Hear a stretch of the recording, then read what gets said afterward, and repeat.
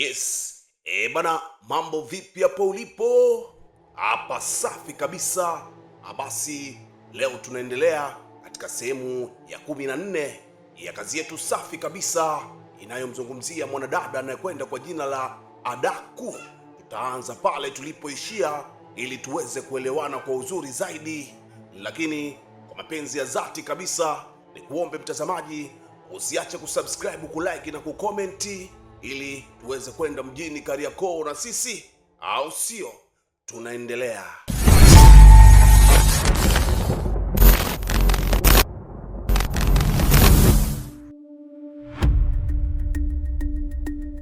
Bana, Arinza alimpa maelekezo ya kutosha bwana Ukute aende akatangaze kwa wanakijiji ya kwamba kuna ofa imetolewa katika jengo la kifalme, mtu ambaye ataweza kujitolea kwenda msituni na kurudi na sanduku la makubaliano kwa ajili ya kuvunja mila ya kaburi. Na ndipo bwana Ukute aliingia mtaani akiwa na kengele ya wito kwa ajili ya kuwahabarisha wanakijiji juu ya swala hilo. Anasema bwana Ukute, mwenye masikio na asikie, hii ni sauti kutoka katika mji wa kifalme kwa wanaume pamoja na wanawake, ya kwamba mrisi wa kiti cha kifalme ametoa milioni 10 naira kwa mtu yoyote atakayeweza kujitokeza na kwenda msituni na kurudi na sanduku la makubaliano ya agano la kaburi, na hata kama hatofanikiwa kulibeba na kurudi nalo, basi arudi hata na ishara ndogo ya kwamba ameliteketeza sanduku hilo. La mgambo, la mgambo, mwenye masikio na asikie. La mgambo likilia ujue kuna jambo. Mwenye masikio na asikie, hii ni sauti kutoka katika mji wa kifalme kwa wanaume pamoja na wanawake, ya kwamba mrisi wa kiti cha kifalme ametoa milioni 10 naira kwa mtu yoyote atakayeweza kujitokeza na kwenda msituni na kurudi na sanduku la makubaliano ya agano la kaburi.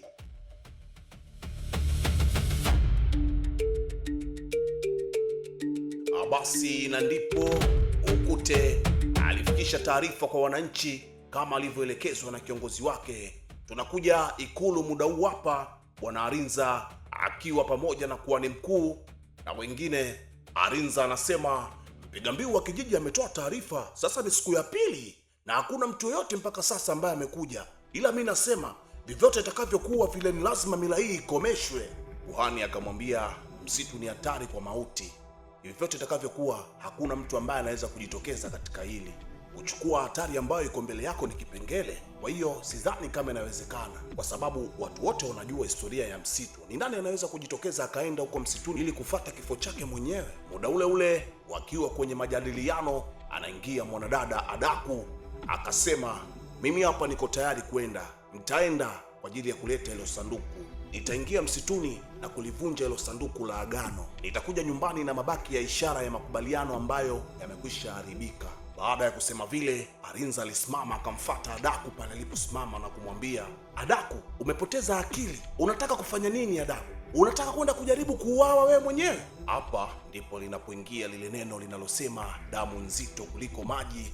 Pamoja na yote lakini Arinza hayupo tayari kumpoteza dada yake. Basi Adaku akamwambia Arinza, nyinyi wawili wote, wewe na waziri, mnataka mila ikomeshwe kwa sababu inawagusa wapendwa wenu, lakini pale ilipowagusa watu maskini wa kijiji hiki wasio na hatia, katika mikutano yenu mlisisitiza kwamba mila ni lazima itawale, lakini mimi siwezi kuwahukumu kutokana na makosa yenu.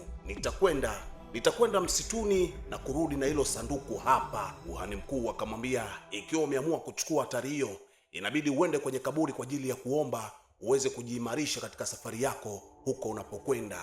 Waziri naye akasema, kama uwepo wangu ungekuwepo ingekuwa bora zaidi. Adaku akamwambia, sipendezwi na chochote katika maneno yenu, naweza kujitunza mimi mwenyewe, nitakwenda. Inabidi tuseme inatosha na imetosha kumwaga damu ya watu wasiokuwa na hatia kwa ajili ya kuzikwa na mfalme. Haiwezi kuendelea tena hiyo tamaduni, inabidi ikome sasa. Nitachukua mimi hilo jukumu, nitaibeba hiyo hatari kwa ajili ya kuwanusuru watu wasio na hatia. Kuhani mkuu akamwambia, kama upo tayari kuichukua hiyo hatari, basi pia uwe tayari kufurahia matokeo ya huko unapokwenda. Na kisha kuhani mkuu baada ya kutamka maneno yale akainuka na kuondoka katika kile kikao. Adaku baada ya kuona kuhani ameondoka kwenye kikao, na yeye ilibidi kuondoka.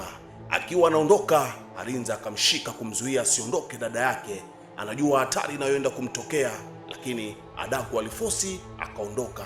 Alikuja moja kwa moja kwa mwanadada Sia, ambaye yeye ndiye ambaye anamsaidia kwa kiasi kikubwa sana kufanikisha jambo lake. Mwanadada Sia anamkabidhi mkoba wa ngozi ya mnyama, anamwambia kila utakachohitaji kwenye hiyo safari basi kipo ndani ya huu mkoba. Pia najua kwamba haitokuwa rahisi, lakini kwa dhamira na miungu ya haki utafanikiwa katika hiyo safari huko uendapo.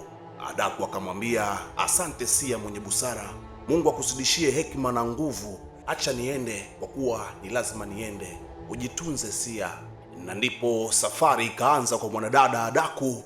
Alipita pori, msitu na nyika, alivuka mito na mabonde ili aweze kufika katikati ya msitu, aweze kulipata hilo sanduku lenye agano la kaburi. Alitembea umbali wa siku nzima bila mafanikio, lakini aliendelea kuyoyoma ili lengo lake litimie. Ameshatembea robo tatu ya msitu mpaka sasa, na hapa yupo katika mdomo wa kuingilia. Anasikia mtu anamuita jina lake. Ghafla kuna mwanamke akatokea ambaye ni mlinzi wa msitu. Anamwambia, Adaku, binti wa mfalme Akumaka, binti Neema. Ni mimi pekee ninayejua sanduku la agano wapi lilipo. Unafikiri ni nani mwingine anaweza kukupeleka huko? Adaku akamwambia, kuna kitu kinaniambia ni kuamini. Nitashukuru sana kama utanipeleka mahali ambapo sanduku la agano lilipo. Yule mwanamke wa msitu akamwambia, nilisubiri sana hii siku ifike. Nitakupeleka kwenye sanduku la agano, lakini kuna masharti fulani ni lazima uyatimize. Itakubidi wewe unipe moja ya jicho lako, yani macho kwa macho, unipe moja ya jicho lako. Adaku akamwambia, hapana, siwezi kukupa jicho langu. Unaweza ukajaribu ombi lingine labda. Niko hapa kwa ajili ya kuvunja agano la mababu zangu na miungu waanie. Kwa hiyo sitokubali hata vidole vyangu kutumika kwa ajili ya kubadilishana jambo hilo. Yule mwanamke wa msitu akamwambia, unataka sanduku la agano na uwezi kutoa kitu rahisi kama jicho? Nipe jicho. Adaku akamwambia, hapana, siwezi kutimiza ombi lako. Yule mwanamke wa msitu akamwambia, rudi nyuma, rudi ulipotoka, rudi kwenye ardhi ya baba yako, rudi nyuma, rudi ulipotoka. Adaku akamwambia tena kwa mara nyingine, hapana. Yule mwanamke wa msitu baada ya kujibiwa vile akaanza kuondoka. Kisha Adaku akasema, sitoweza kurudi nyuma, nimetoka mbali sana mpaka kufika hapa, ni lazima nione mwisho wake. Sitokuunga mkono kwenye hayo matakwa yako. Maneno aliyoyaongea Adaku yalimfanya yule mwanamke wa msitu ageuze tena na kumfata Adaku, na kisha akatoa sauti moja ya ajabu ambayo ilikuwa ni shambulio kwa Adaku. Adaku akadondoka chini, ili anakuja kusimama, jicho lake moja halipo. Adaku analia, jicho langu la kushoto halioni, sina jicho langu la kushoto limepoteza kuona. Umenifanyia nini wewe mwanamke? Umenifanyia nini? Yule mwanamke akamwambia, utakuwa kipofu ndani ya lisali moja. Tukimwangalia Adaku usoni, jicho lake moja ni lile la yule mwanamke limehamia kwenye jicho lake. Ni jicho ambalo limekuwa lina mboni ndogo sana. Na kisha yule mwanamke akamwambia Adaku, nifate. Adaku hakuwa na budi, muda ule ilibidi amfate tu yule mwanamke wa msitu. Walitembea hatua kadhaa kutoka pale na kisha wakayeyuka. Baada ya kuyayuka kwa muda kidogo, Adaku anatokea sehemu nyingine akiwa yuko peke yake katikati ya msitu kabisa. Hakuna dalili ya kuwepo binadamu yoyote wala nyumba, zaidi ya yeye na mauzauza yake ambayo amekutana nayo ya watu wa msituni, yani mizimu. Alipotokea sasa anakutana na changamoto mpya. Kundi la nyuki lilipotokea sijui ni wapi, Adaku linamshangaza na kusema, niacheni, ni kitu gani? Nyuki wakaanza kumuuma bwana. Aligaragara sana bila msaada. Nyuki waliporizika kumng'ata wakamwacha na kuondoka. Basi tukitoka pale tunakuja ikulu. Muda huu mama Arinza, waziri pamoja na kuhani walikuwa wamekaa wakijadili ni kitu gani kinachoendelea kule msituni kwa mwanadada Adaku. Walikuwa wanamfuatilia kupitia Kandumbalele. Kandumbalele bwana ni TV ya Kiswahili, ambaye alikuwa anaona ni mmoja tu hapa, ni kuhani mkuu. Kuhani bwana ndo alikuwa anapiga ramli kumwangalia kule mwanadada Adaku ni changamoto gani anazozipitia. Mama Arinza anamuuliza kuhani, mbona usemi chochote kwetu? Sema kitu basi. Vipi binti yangu anaendeleaje? Je, yuko salama? Imekuwa siku ya pili sasa, sema hata kitu basi. Kuhani akasema brucha, ameanza kupata changamoto kadri anapolikaribia sanduku la agano. Mama Arinza akauliza tena, kwani si unaweza ukamuona? Yuko salama kweli binti yangu? Kuhani akamwambia, simuoni, ila naona maumivu. Naweza kuhisi maumivu yake. Maumivu ndiyo nahisi anayoyapata. Arinza akamwambia kuhani, unaweza kumtafuta ili tujue anaendeleaje bwana? Kuhani akaendelea kuuliza mizimu. Ana vimawe fulani mkononi vinakaaga baharini, akawa anavizungusha huku anasema, njia nyingi mnazijua nyie mizimu, njia nyingi mnazijua nyie mizimu, na kisha akavirusha chini vile vijiwe vya taarifa kutoka kwa mizimu. Hapa ni usiku mnene ndani ya msitu, tunakutana na mwanadada Adaku. Anafika sehemu anakutana na moto unawaka. Pembeni ya ule moto kuna jeneza. Ndani ya lile jeneza yuko nani? Anajiuliza maswali kichwani mwanadada Adaku. Anasogea mpaka pale ili aweze kuangalia ndani ya jeneza kuna mwili wa nani. Akasogea taratibu na kulifungua lile jeneza. Ulitokea mwangaza wa ajabu mfano wa radi, pap!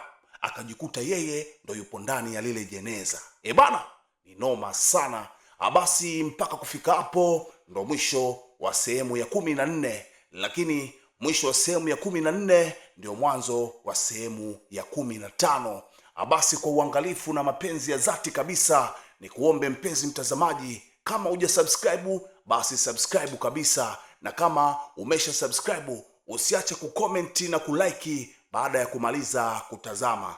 Muda wote huo ulikuwa nami, wananita Alifa DJ aka wa kupoa aka kabisa Real Badman Killer. Mpaka muda mwingine niseme asante.